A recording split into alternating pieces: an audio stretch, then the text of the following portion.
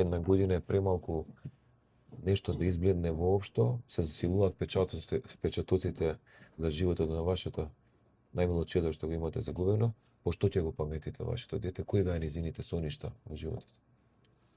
Надица беше една скромна момичка, послушна.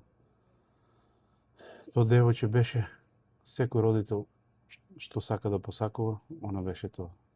Надица меѓу другарките, она беше организатор на забави. Девој кој знаеше да го стопли секој срце. Љубовта кон неа нема крај. Ни на овој, ни на оној свет. Учеше економски, трета година во гимназијата. Нејната цел беше да заврши овде средно, требаше сега да биде матурантка, но за жал тоа не го дочекавме ние. Сакаше да продолжи на факултет во Словенија со незината другарка од Шведска, бидејќи беа неразделни, ако беа две различни држави, но комуникацијата меѓу нив беше толку силна што идеите на двете дури ние како родители на неа ја поддржувавме и ние и родителите на Ивана. Целта и беше таму да крене на факултет, но за жал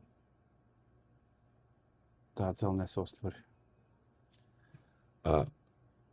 Дали би сакале и каква порака сакате да испратите како родител на загубено чедо, како претседател на Сдруженијето на родители што ги загубиле своите деца во оваа страшна трагедија? Значи, каква порака сакате да испратите до јавноста, се разбери до институциите? Да. Ние имаме една јасна порака. Секој од институциите да си ја врши неговата работа на која е назначен. Да си ја врши, до сега ово немаше. Дискотеката немаше ни да постои. Бидејќи по сите истражувања, замислите си, Министерството за економија дава лиценца на објект кој што уште нема пренамена. Замисли, Министерството за економија дава лиценца за работа на кабаре во салон за теписи. Замислите тука колку е коруптивен систем. Значи, кој стои за ова, само се знае. Институциите. Некој мора и да го држи. Сето тоа ќе се открие, само треба време да има. Мојата порака и пораката на сите родители е никош ова да не се повтори.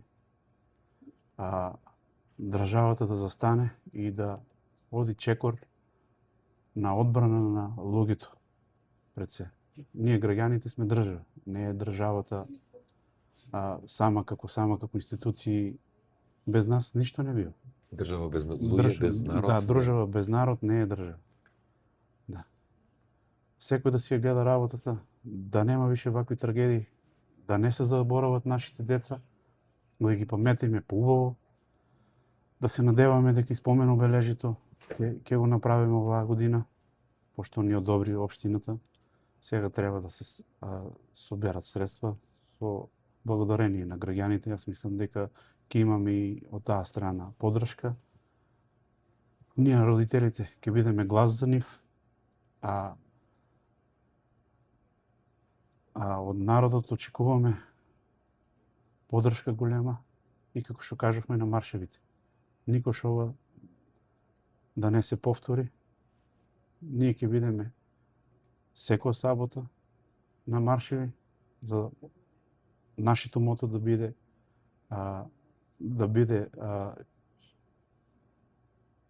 на јавноста прикажано дека не смее ова никош да се повтори, бидејќи нашата болка е огромна и на никој не му пожелуваме да го мине нашиот пат како ние што го минуваме.